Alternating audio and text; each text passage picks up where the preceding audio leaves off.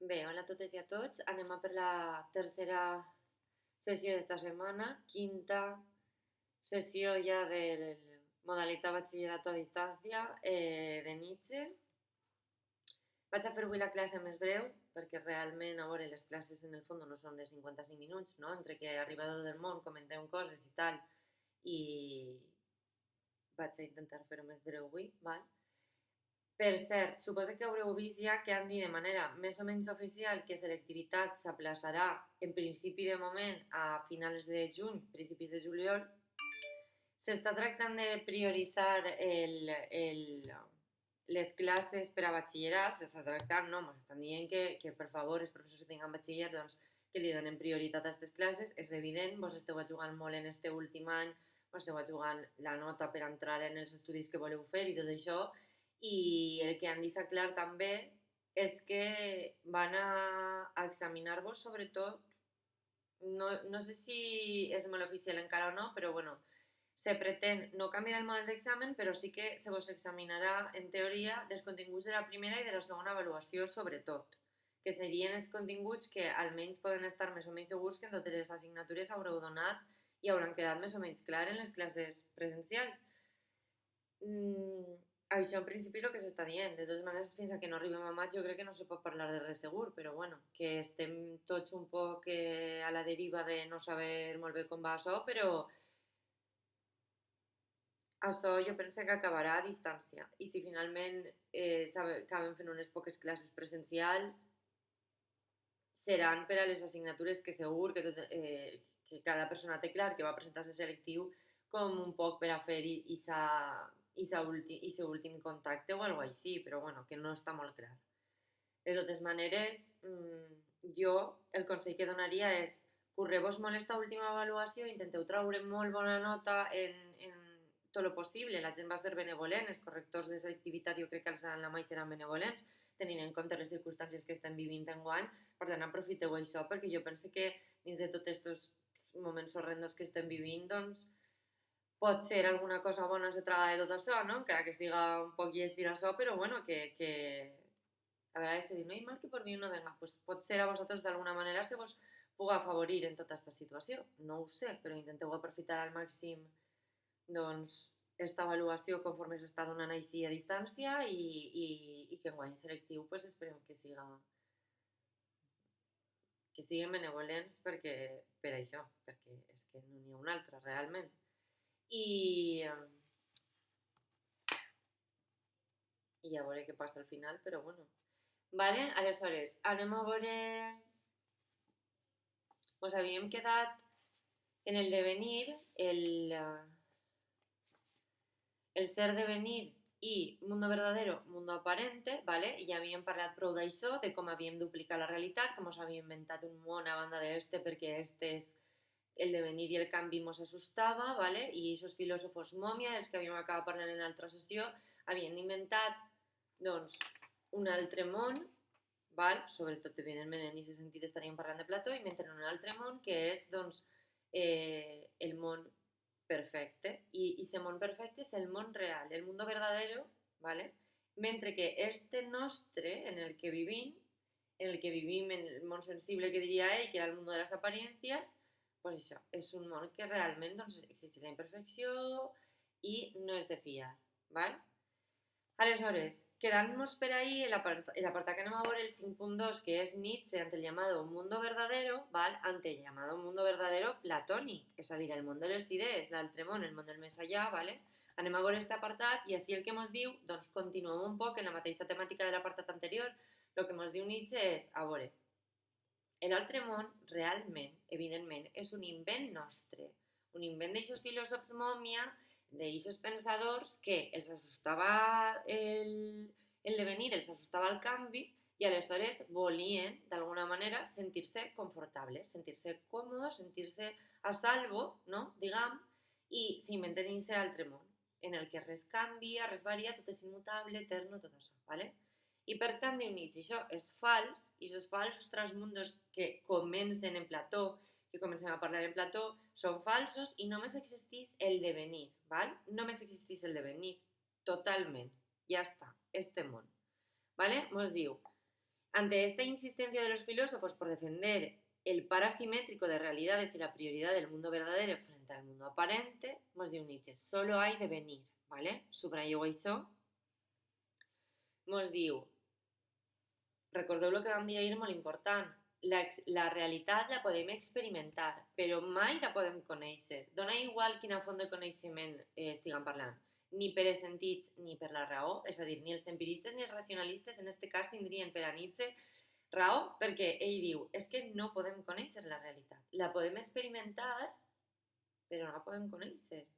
No igual que la comptabilitzes, que la peses, que la tractes de calcular de qualsevol manera possible. Realment, tots aquests càlculs són una il·lusió òptica nostra per a poder veure que d'alguna manera controlem la naturalesa, controlem aquesta realitat caòtica de devenir i de fluir, que tot canvia contínuament.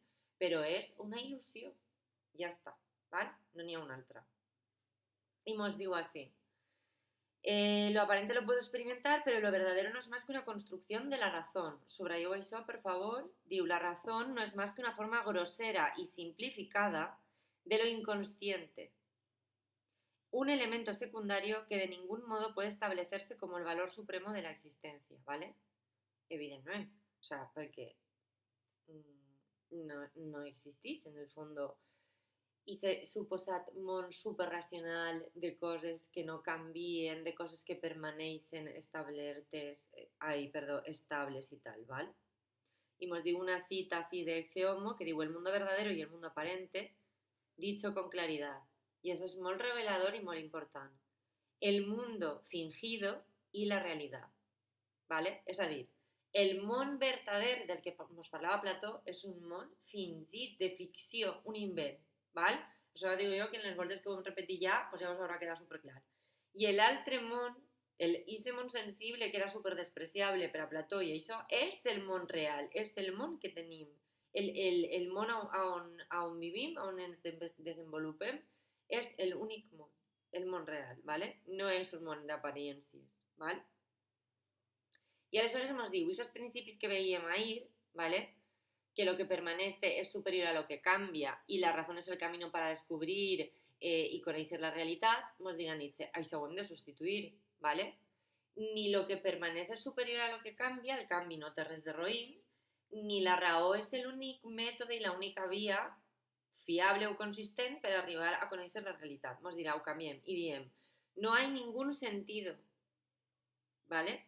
Por debajo o por encima del devenir. És a dir, al devenir no li podem dotar de sentit. És evident que nosaltres, per a poder viure bé i no caure en un, diguem, jo què sé, en una esquizofrènia, en una locura constant, necessitem que aquest devenir prenga sentit, tinga sentit.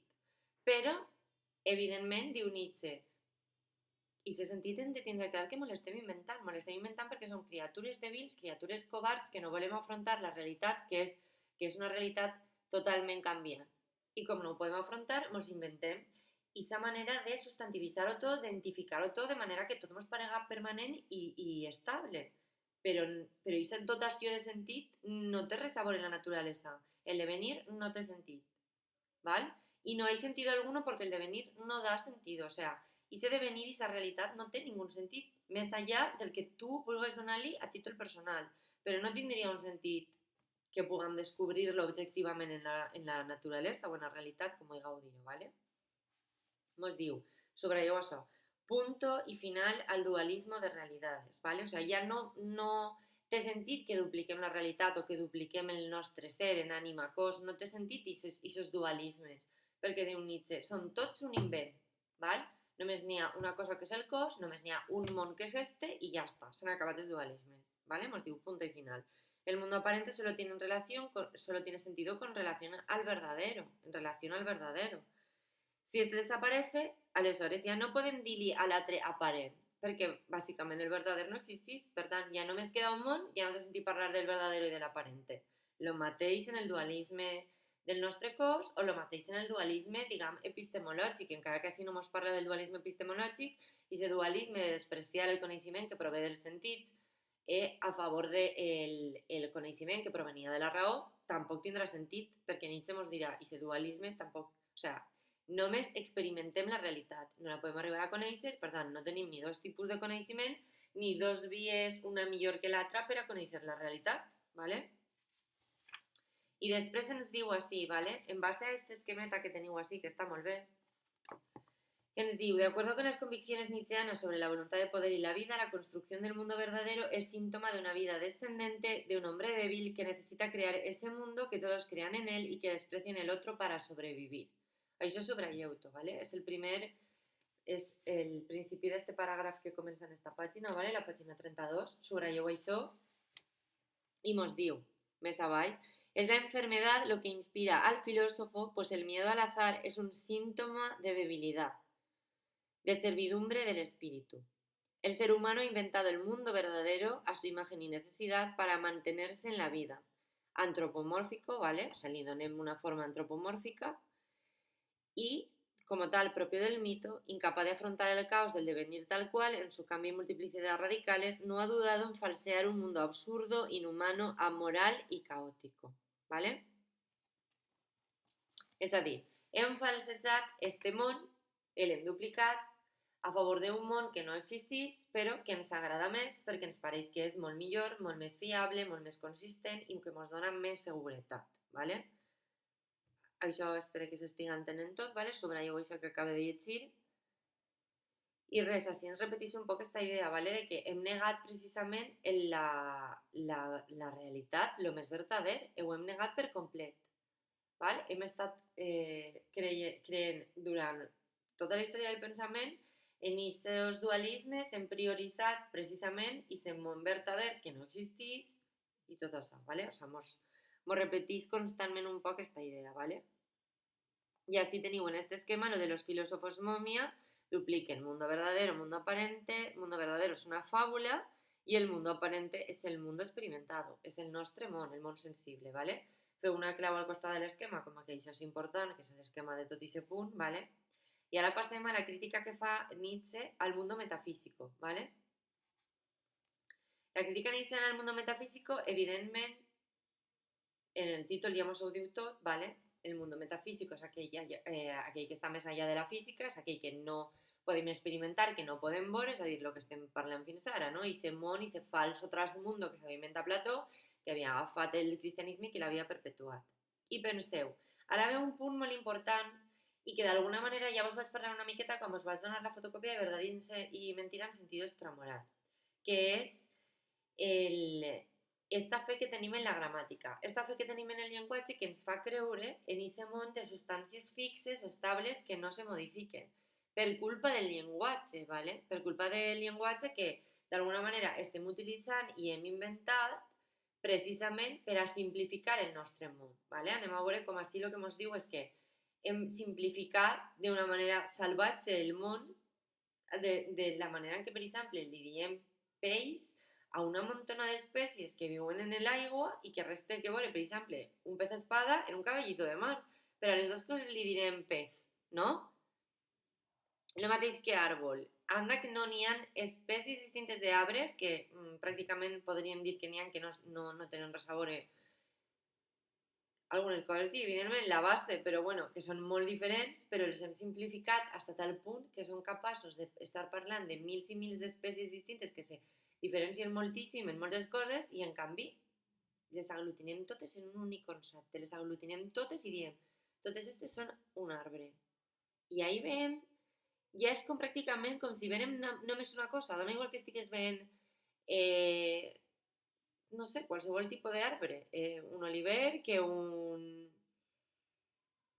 faig, que dona igual, que siguin molt diferents, els hem aglutinat tots en el mateix concepte i ahí se borren totes les diferències, el mateix en els peixos.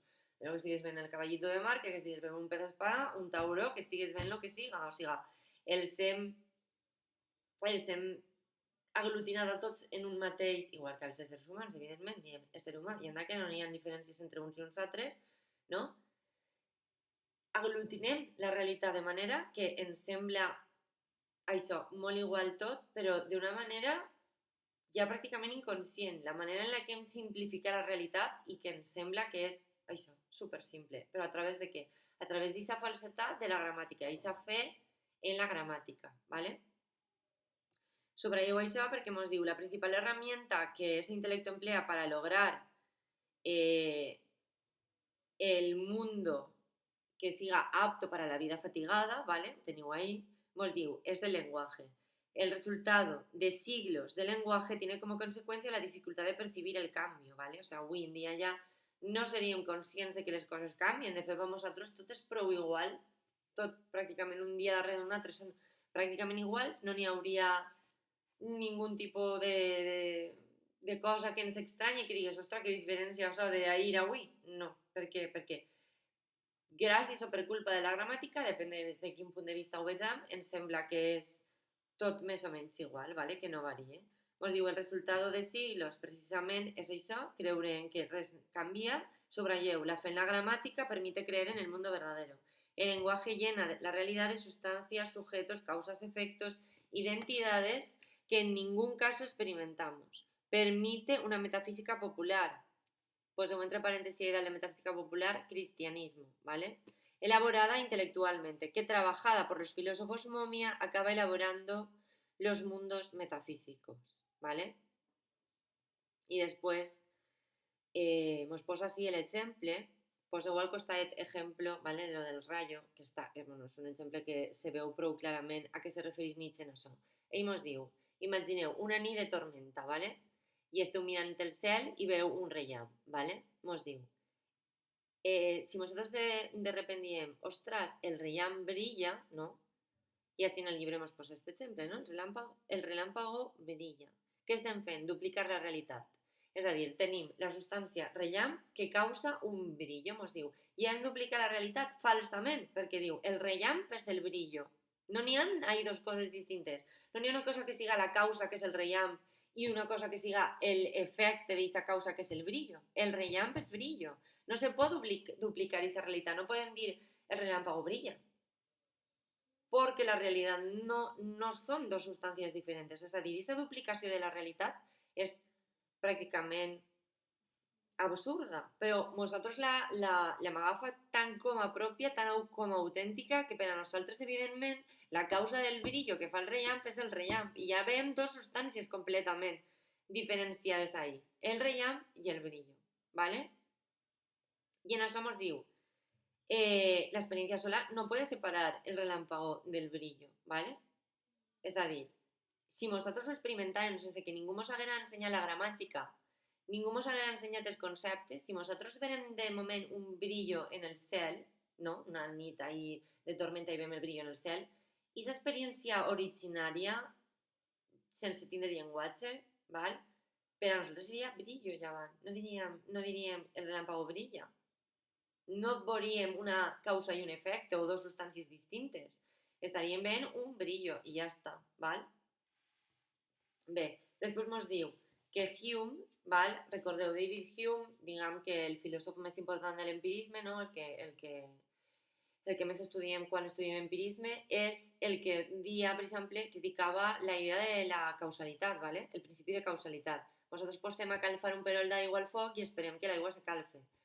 És el foc la causa de que l'aigua s'acalfe? I aquest principi de causalitat existeix de veritat? O és una connexió que fa la nostra ment, el nostre intel·lecte, que per hàbit i costum de repeticions immenses, eternes ahí en l'experiència, repeticions que s'han donat al llarg del temps, ho hem fet moltes vegades, ho han fet moltes voltes els nostres pares, els nostres avis, i ens han ensenyat ja. Nosaltres pràcticament mai hem experimentat la idea de que, a veure si se calfa l'aigua, no, ho donem per sentadíssim, que l'aigua se calfarà, ho hem vist sempre, no? Poses el perol a calfar, l'aigua s'acaba calfant, però Hume diu, qui ens assegura que en un futur aquesta aigua se vaig a calfar, que això vaig a continuar sent igual? Qui ho assegura? Ningú. El principi de causalitat és algo que nosaltres posem, però no existeix en l'experiència real. És algo que el nostre intel·lecte, la nostra ment, tracta de posar en la realitat per a això, per a fugir del caos, per a fugir, diguem, d'eixe devenir, de dir, no vas a estar sempre dubtant de si l'aigua se te va a calfar o no, o de si està plovent i no saps si eixes sense paraigües i no te vas a banyar. Evidentment, tu dones per sentat que si eixes sense paraigües te vas a banyar. Per tant, no estàs dubtant, no sé si demà eixirà el sol o s'haurà acabat de l'univers. No, dones per sentat que demà les coses continuaran igual. Per tant, el principi de causalitat, que hi ha una crítica molt important que feia David Hume, la veuríem així també molt relacionada en el que ens està dient Nietzsche, que així entronca efectivament d'una manera radical en l'empirisme, no? I sa crítica en què moltíssimes idees, nosaltres diguem que d'alguna manera el que fem és imposar-les ja a la realitat. Molts dels principis científics o moltes de les realitats físiques que tenim superassumides, el que fem és imposar-les a la realitat, però realment no estan ahí, són coses de la nostra ment i ja està, ¿vale? Y después nos posa un otro ejemplo. Digo, pensemos ahora en el mundo metafísico elaborado.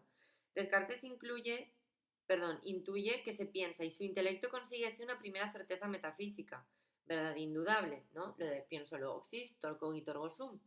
Nietzsche dirá que jo pense no me pot portar a l'existència del subjecte.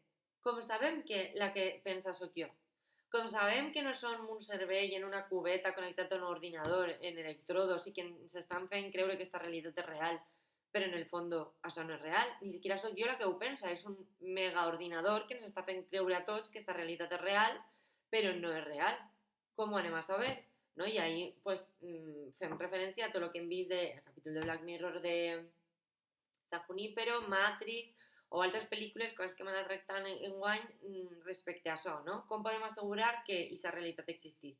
Doncs així ens veuríem en la mateixa, no? O sea, aquesta duplicació del jo i del cos, el pienso luego existo m'assegura almenys la meva substància pensant, la res cogitans, ¿vale? Per a Descartes, i dius, com vaig a dir, o sea, com vaig a ser tan, diguem, d'alguna manera soberbi, o podríem dir, de creure que el meu jo existís segur perquè pense i per tant existís? Potser no eres tu el que realment està pensant, que direu, ostres, a veure, massa complicat, no? O sigui, massa ja escèptic o com vulgueu dir-ho. Bueno, però en el fons, o sea, mos està dient això precisament, ¿vale? Subratlleu hacia el final quan diu que detrás de ese pensamiento haya un yo que lo produce, el del pienso luego existo, ¿vale? Aunque apoyado en el lenguaje, no es más que una cuestión de fe o de necesidad de creer en un mundo con razón y sentido, ¿vale?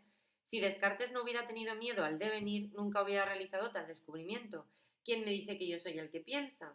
La existencia del vocablo yo nos permite afirmar que me refiero a un sustrato invariable, i ja vam dir, i el sustrato invariable era gràcies a qui? Gràcies a qui podem parlar del jo? De la memòria, gràcies a la memòria. Si tenim alguna enfermedad neuronal tipus Alzheimer o amnèsia i oblidem qui som, el nostre jo desapareix. Per tant, el jo és memòria. I aquest substrato, que és en tot moment canviant i que el jo de dins de 5 minuts no serà el mateix que el d'ara i així, evidentment, també seria una locura viure aixina, evidentment, cada dia quan t'alces no tens que fer un esforç memorístic per recordar com te dius, on vius, quants anys tens i què és a lo que te dediques, però és gràcies a la memòria, en això estaríem d'acord, que és un sustrato invariable i idèntico de tota una sèrie d'experiències i aconteceres diferents que hem identificat gràcies a la gramàtica, gràcies a la feina gramàtica, gràcies a la memòria i per a no trastornar-nos en la nostra vida diària, no? Però bueno, ja ho parlàvem també, això de quina diferència n'hi ha entre el vostre jo de quan teníeu 6 mesos, era un bebè de 6 mesos, i el vostre jo actual o el vostre jo de quan tingueu, esperem, 80 anys o més. Doncs hi haurà grans diferències, però aquesta memòria o aquesta manera de voler identificar la realitat doncs ens fa creure que no hem canviat, que no hem variat i que el nostre jo més o menys sí acumula experiències, acumula saviesa, però no varia. Vale? Evidentment, lo del tema jo, memòria i tot això, que ara després us faré el vídeo de Freud, se parla molt en Freud i preeminència total en el concepte del jo, que això ho vam parlar un dia en classe, lo del jo, el ello i el superjo. És superinteressant el tema de l'inconscient, en el ello i tot això, i evidentment lo del jo doncs és un concepte que actualment s'ha parlat moltíssim de que és evidentment una manera d'identificar la nostra realitat, però que al cap i a la fi és això, diguem que d'alguna manera aglutinament de memòria, ¿vale? Aglutinament de memòria, i per això gràcies a la memòria construïm i constituïm el nostre jo. I en la pàgina 34 el que tenim és precisament aquesta crítica que ens diu la fe en la gramàtica és la que ens porta a creure en aquesta realitat que és invariable, immutable i tot això. Així teniu diferents punts en els que ens explica això, ¿vale? És la pàgina 34 i ens diu quines són els principals punts d'eixa fe en la gramàtica que ens fan creure que precisament vivim una realitat que no varia, que no canvia. Són el término yo, la gramática del verbo ser, la estructura sujeto-predicado y polisemia y sinonimia. Subrayo eso. Entre los elementos lingüísticos que permiten construir mundos artificiales podemos señalar, ¿vale? El término yo, lo que vos he dit, ¿vale? Subrayo eso, porque digo, su uso me convence de que existe un sujeto cuando el sujeto individual no es ninguna sustancia, ningún núcleo racional unitario, sino una pluralidad de fuerzas y una diversidad de personajes que se suceden o coexisten, ¿vale? És això que parlem de que nosaltres som un continu d'un munt d'experiències que anem aglutinant gràcies a la memòria, però nosaltres no som un jo com a aquesta substància metafísica de la que parlaven, per exemple, els racionalistes, ¿vale? Després, la gramàtica del verbo ser. Molt important el tema gramàtica del verbo ser, perquè ens diu, en nuestro lenguaje son fundamentales las frases con el verbo ser, verbo que parece hablar de la esencia de las cosas. El verbo ser, diguem, és el que més s'encarrega d'esta qüestió d'identificar la realitat. I mos posa l'exemple, també feu una clau en l'exemple, perquè això és molt important, val? Subratlleu això primer i després la clau en l'exemple, que ens diu, si el árbol X, el veiem ahí en un bosc, ¿no? Y vemos un arbre ahí súper bonito, frondoso, verde, ¿vale? Nos diu, si digo el árbol X es verde, y fixeu-vos en la importància del verb ser, tomo el árbol como sustancia y el verdor como accidente. Es como lo que parlàvem del rayo y el brillo, ¿vale? El relámpago y el brillo. Pero imaginemos, n'hi ha un incendi forestal y el arbre se crema y continuem dient el árbol es negro. És com si fos el mateix arbre, les mateixes fulles, la mateixa frondositat, el mateix aspecte meravellós que tenia el pobre arbre que després s'ha cremat, que ja no té res sabor en l'arbre del principi i diem, continuem dient el árbol X és negro. I dirà Nietzsche, no, a veure, si és que no és la mateixa substància ja, no té res a veure. O sigui, sí, té a veure. I la substància s'ha transformat, ha canviat, hi ha hagut ahí modificacions químiques i ha passat a ser una altra substància, però continuem identificant la realitat com si l'arbre fos el mateix arbre i poguérem parlar precisament d'això, del mateix arbre, ¿vale? Digo, es decir, le quito importancia a las diferencias experimentales, si está vivo, si está muerto, si da sombra o no, ¿vale? Simplifiquem la realitat hasta un extrem espectacular, és que simplificar la realitat en el moment que aquest arbre ja només són cendres, no? O sigui, qualsevol cosa que se creme, una volta s'ha cremat, quina similitud n'hi ha? Sí, és aquesta cosa convertida en cendres, però és que ha canviat per complet. Continuem parlant d'aquesta substància com si fos la mateixa substància. Com si en algun moment donat hagués sigut una substància en tot aquest esplendor, en totes les seues característiques i en totes les coses que causa aquesta substància, ¿vale? I Nietzsche dirà, és que això és només una il·lusió, ¿vale?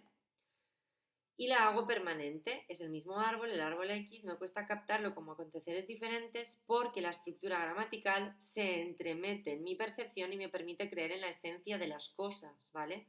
És a dir, creem en la essència. I Nietzsche dirà, les essències no existissin. No n'hi ha essència de la rosa, això ja mos ho dia David Hume en l'empirisme, no n'hi ha una suposada essència de la rosa. No n'hi ha una suposada essència d'un ser humà o d'un arbre o d'una roca o d'una muntanya. L'essència en si no existeix. Cada cosa és un munt de característiques, un munt de coses que la constituïssin. La nostra ment està capacitada, el nostre intel·lecte, per a veure aquestes coses en conjunt. Quan veiem una rosa, no veiem per un costat els pètalos, per un altre costat l'aroma, per un altre costat el tallo, per un altre costat no veiem la rosa dividida en totes les parts. Tenim la capacitat, gràcies a l'univers, de veure la rosa en una qüestió global. Veiem la rosa en el seu conjunt. No, la nostra ment no la dividís per parts, a no ser que diguem, anem a dividir la rosa per parts, i aleshores te poses la dividisses. Però veus la rosa en conjunt, veus l'arbre en conjunt, veus un humà o un cerdo, el veus en conjunt, no dividisses a les coses en diferents, en els seus diferents aspectes, seria una locura, ¿vale? Després, la estructura sujeto-predicado. La estructura sujeto-predicado, igual més o menys que el verbo ser, té la mateixa importància a l'hora d'agafar i Intentar sustantivizar la realidad, ¿vale? Porque hemos dicho, la mayoría de frases de nuestro lenguaje tienen la forma de sujeto predicado, evidentemente, la mayoría, ¿no? De nuestras estructuras gramaticales. Necesaria para un juicio con sentido, ¿vale? Pero esta estructura, además de mantener la idea de que en el mundo existen cosas, permite pensar la realidad en estructuras de causa-efecto, és a dir, de la mateixa manera que el verbo ser ens fa creure que hi ha una substància en la seva essència, ¿vale? Espero que estigui quedant clar, la estructura sujeto-predicado també ens convenç de que l'àrbol és verde, ens està fent creure precisament això, de que n'hi ha coses, no? Causes i n'hi ha accidents, és a dir, atributs d'aquestes coses, ¿vale? O efectes que se produeixen a través de la causa, ¿vale? Això és gràcies a l'estructura sujeto-predicado, subjecte-predicat del nostre llenguatge, ¿vale? Després ens diu polisèmia i sinonímia, ¿vale? Per castellà o valencià sabeu què és la polisèmia i què és la sinonímia, ¿vale? Coses que tenen la mateixa accepció, la mateixa paraula té moltes accepcions i sinonímia, és a dir, que tenen la mateixa accepció, ¿vale? És a dir, que reduïm el llenguatge, que és el que parlàvem antes, estem reduint la realitat, de manera que reduint el llenguatge el que fem és reduir tota la nostra realitat, no? La multiplicitat d'espècies d'arbres que n'hi ha, li diem a totes arbre. A la multiplicitat de peixos que n'hi ha, li diem a totes aquestes espècies de peixos, peix. I aleshores estem, d'alguna manera, eliminant, ¿vale? Saltant-nos les barreres d'una barbaritat de diferències que n'hi haurien entre tots els peixos o entre tots els arbres o en la barbaritat de les diferents espècies de coses i d'éssers i de tot de lo que n'hi ha en el món, estem simplificant-ho fins a un punt, no? Bestial. Así nos diu, subratlleu, que con el lenguaje hablamos de distintas cosas mediante las mismas palabras y alimentamos las semejanzas e identidades entre ellas. Sometemos lo individual a lo universal, ¿vale? Un peix espasa, per exemple, és un individu, però el lili peix i estar, diguem, sometent-lo d'alguna manera a tota aquesta gran espècie a la que hem englobat en peix, d'alguna manera li estem eliminant tota la seva individualitat, ¿vale? És com si en un moment donat parlen de tu com eres un ésser humà, evidentment tota la teua individualitat s'està borrant d'ahí, eres un ésser humà i ja està, no? Se borra tota la multiplicitat de coses que arriba a ser, per exemple, un ésser humà o un arbre o el que siga, ¿vale?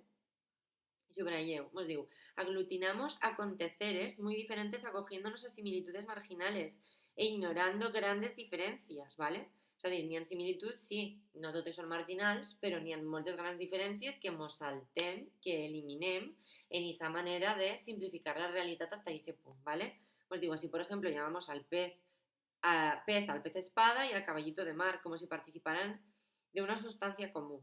Ni con los verbos expresamos el devenir o el cambio. Con verbos como correr se igualan acciones como la de el correr de un cotxe, el correr d'un río o el correr d'un corredor d'un atleta.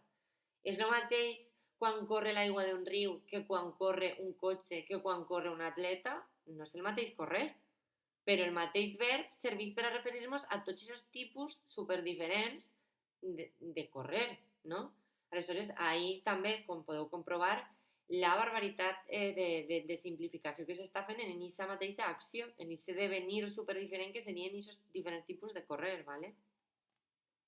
Naturalmente, el reducir la realidad a unos pocos conceptos iguales, evidentemente nos simplifica la vida, ¿no? Subrayo eso, nos simplifica la vida, la fa més còmoda, però nada tiene que ver con la realidad, diu Nietzsche. És que esta realitat és una aparença per complet, però no està expressant-nos de veritat el que és la nostra realitat caòtica i ese fluir que ens rodeja i que d'alguna manera estem falsejant per complet, ¿vale?